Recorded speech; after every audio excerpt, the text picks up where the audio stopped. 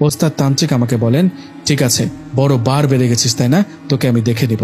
কথাটা বলে রেগে চলে যান আমার ওস্তাদ তান্ত্রিক। উনি চলে যাবার 3 দিন পর আমি বুঝতে পারি আমার ওপর উনি কালো জাদু করেছে। আমার সব ক্ষমতা শেষ করার জন্য উঠে পড়ে লেগেছে।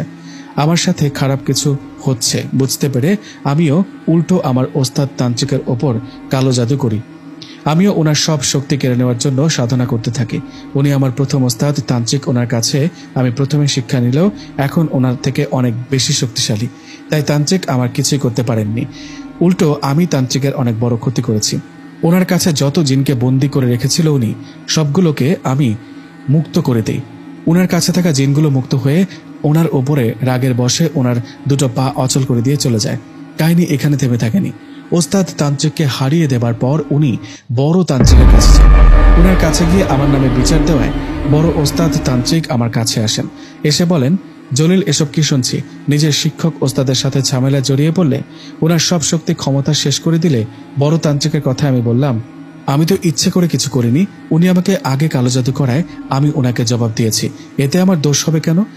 উনি কেন আমার উপর কালো জাদু করতে গেল? উনি আমাকে কালো জাদু না করলে আমিও ওনার ক্ষতি করতাম না। আমার কথায় বড় তান্ত্রিক বললেন, তবুও নিজের ওস্তাদকে বোঝাতা, আমাকে জানাতা। ওনার কথা জবাবে রেগে গিয়ে বললাম, সবটা কি আমারই দোষ? ওনার কি কোনো দোষ নেই? আপনি ওনার হয়ে আমাকে কথা শোনাচ্ছেন কেন? কিছু হাদিয়া পেয়েছেন নাকি ওনার কাছ থেকে? আমার কথায় বড় তান্ত্রিক আমার উপর রেগে নানা রকম উল্টো পাল্টা কথা বলতে থাকে। এনার সাথেও শুরু হয় আমার তর্ক ঝগড়া, এক পর্যায়ে মারামারি। সাধারণ মানুষেরা ঝগড়া হলে সেটা তাদের মধ্যে সীমাবদ্ধ থাকে, কিন্তু তান্ত্রিকের সাথে তান্ত্রিকের ঝগড়া মারামারি লাগলে সেটা আর তাদের মধ্যে সীমাবদ্ধ থাকে না। তাদের সাথে যুদ্ধে যুক্ত হয় জিনেরা। জিনেরা যুদ্ধে ইচ্ছে করে না জড়ালেও তাদের বাধ্য করা হয়। বড় তান্ত্রিক ও আমার মাঝে ঠিক সেটাই হয়েছে। ওনার সাথে আমার মারামারি হওয়ায় ওনার সাথে থাকা জিনেরা ও আমার সাথে থাকা জিনদের যুদ্ধ লেগে যায়। সে যুদ্ধে আমি দুটো জিনকে হারালেও যুদ্ধে জয়লাভ করি। আমি বড় তান্ত্রিককে হারিয়ে দিই ও তার সাথে থাকা সকল জিনকে মুক্ত করে দিই। যুদ্ধ করে দুজন তান্ত্রিককে হারানোর ফলে এলাকায় আমার নাম ডাক বেড়ে যায়। সবাই জিন ভূত রিলেটেড কোনো সমস্যায় পড়লে সোজা আমার কাছে আসতো। এভাবে চলতে থাকে দিন। এক রাতে আমার হঠাৎ মনে পড়ে, আচ্ছা, আমি তো আমার শক্তি প্রয়োগ করে অনেক জিনকে আমার কাছে বন্দি করে তাদের দিয়ে কাজ করাই, কিন্তু আমার কাছে তো কোনো পরী নেই। আমি একটা পরী চাই, একটা পরীকে বন্দি করতে চাই। জলিল দাদার কাছে কথাগুলো মনোযোগ দিয়ে শুনছেন শাহাদাত ও জয়নাল। পরীর কথা শোনার পর শাহাদাত বললেন, তারপর কি করলা দাদা? তুমি কি পরীকে বশ করতে পেরেছো? তোমার কাছে বন্দি করেছো? হ্যাঁ, করেছি। আমি পরী বন্দি করার জন্য উঠে পড়ে লাগি। আমার শক্তি প্রয়োগ করে সাধনা করে জোরপূর্বক একটা পরীকে আমার কাছে বন্দি করি। সেই পরীকে বন্দি করার পর পরী আমাকে অনেক অনুরোধ করে ছেড়ে দিতে, কিন্তু আমি পরীর কোনো কথা না শুনে অন্য জিনদের মতো পরীকে দিয়েও কাজ করাতে থাকি। এভাবে চলতে থাকে সময়। একদিন আমার কাছে একজন লোক আসে। উনি আমার কাছে এসে বলে ওনার মেয়েকে জিনে ধরেছে। আমার আগে অনেক কবিরাজকে দেখালেও কোনো আশার আলো দেখতে পাননি। কোনো কবিরাজই নাকি সেই জিনটাকে মেয়েটার শরীর থেকে ছাড়াতে পারেনি। লোকটার কথায় আমি ওনাকে বলি, আমি আপনার বাড়িতে যাব, আপনার মেয়ের শরীর থেকে সেই জিনটাকে তাড়াবো। এর বিনিময়ে মোটা অঙ্কের টাকা আমাকে দিতে হবে। আমার কথায় সেই লোকটা রাজি হয়ে যায়। আমিও শর্ত মোতাবেক ওনার বাড়িতে গিয়ে ওনার মেয়ের শরীরে ভর করা সেই জিনটাকে হাজির করি। আমি আমার কবিরাজি জীবনে সহজে কখনো হারিনি। আমি নিজেকে এতটা শক্তিশালী করেছি যে কখনো ভাবিনি কোনো জিন আমাকে হারাতে পারে। আমি লোকটার মেয়ের শরীরে জিনটাকে হাজির করার সাথে সাথে সেই জিনটা কোনো কথা না বলে আমার বুকে প্রচণ্ডভাবে আঘাত করে। জিনটার আঘাতে আমি মাটিতে পড়ে যাই। ওদিকে মেয়েটার শরীরে সেই জিনটা হাজির হয়ে আসতে আসতে আমাকে বলতে থাকে, কিরে, ব্যথা পেয়েছিস? আহারে, এর থেকেও তোকে একটা ব্যথা সহ্য করতে হবে। তোর সাহস তো কম না, আমাকে হাজির করিস। জিনের কথা আমি ভয় না পেয়ে উঠে দাঁড়াই আর জিনটাকে বলি, কাকে ভয় দেখাচ্ছিস? আমাকে ভয় দেখানোর আগে আমার বিষয়ে একটু খোঁজ নিয়ে দেখ। আমি যেমন তেমন কবিরাজ না রে। তোকে ভালোই ভালো একটা কথা বলি, এই মেয়েটার শরীর থেকে চিরতরে ছেড়ে যা, নইলে কঠিন শাস্তি দিয়ে মেরে ফেলবো তোকে। আমার কথায় জিনটা হাসতে হাসতে বলে, খুব বড় কবিরাজ হয়েছিস তাই না? কথাটা বলে আমি কিছু না করার আগেই সেই জিনটা আমাকে আবারও প্রচণ্ড জোরে আঘাত করলো।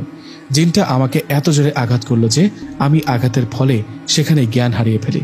আমার যখন জ্ঞান ফেরে তখন আমি ওই লোকটাকে বলি, আমি বুকে প্রচণ্ড আঘাত পাওয়ার কারণে বুকে অনেকটা ব্যথা হচ্ছে।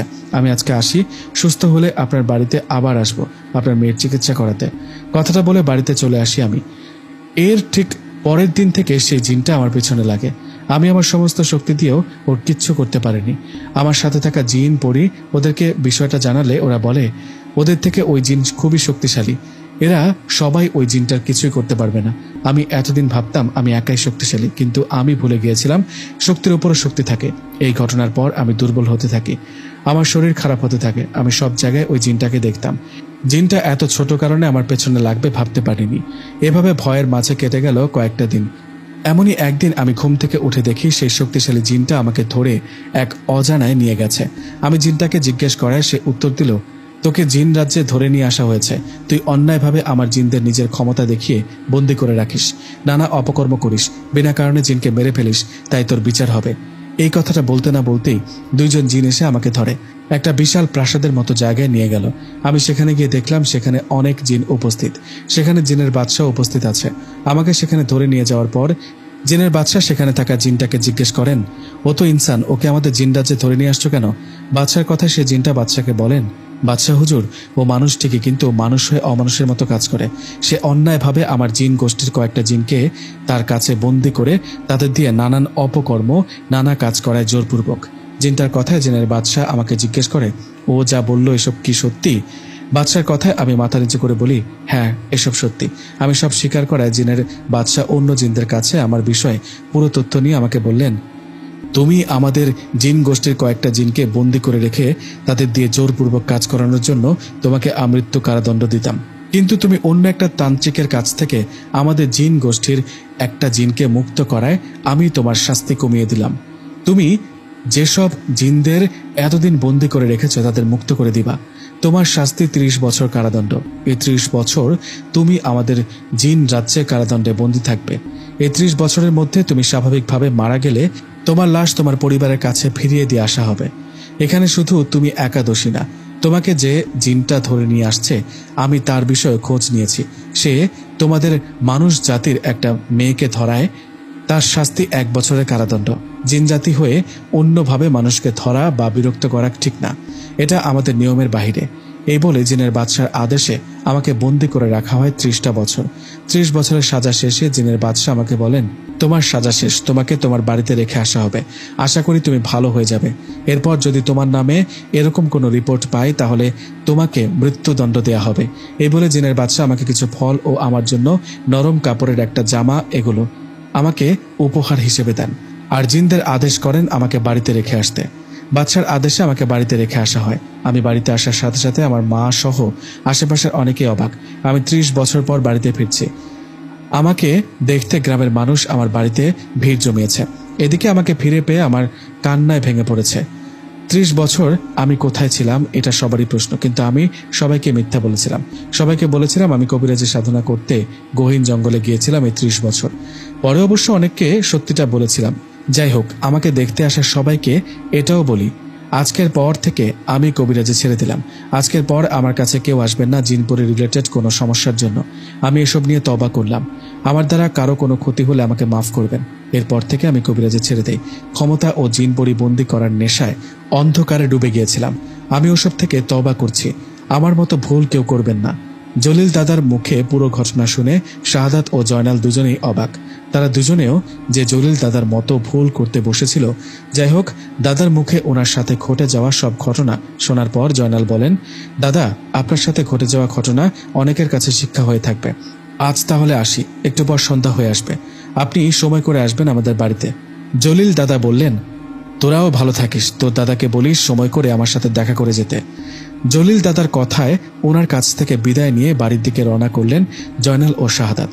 বাড়ির দিকে আসতে আসতে দুজনেই বলাবলি করছিল, এরকম তাহলে ঘটনা হয়? সত্যি জলিল দাদার ঘটনাটা মন ছুঁয়ে যাবার মতো। এসব বলতে বলতে দুজনেই বাড়িতে চলে গেলেন। জয়নাল ও শাহাদাতের কাছে জলিল দাদার ঘটনাটা খুব ভালো লেগেছে। আপনাদের কাছে জলিল দাদার ঘটনাটা কেমন লেগেছে জানাবেন কমেন্টে। সামনে নতুন গল্প নিয়ে হাজির হব আপনাদের সামনে।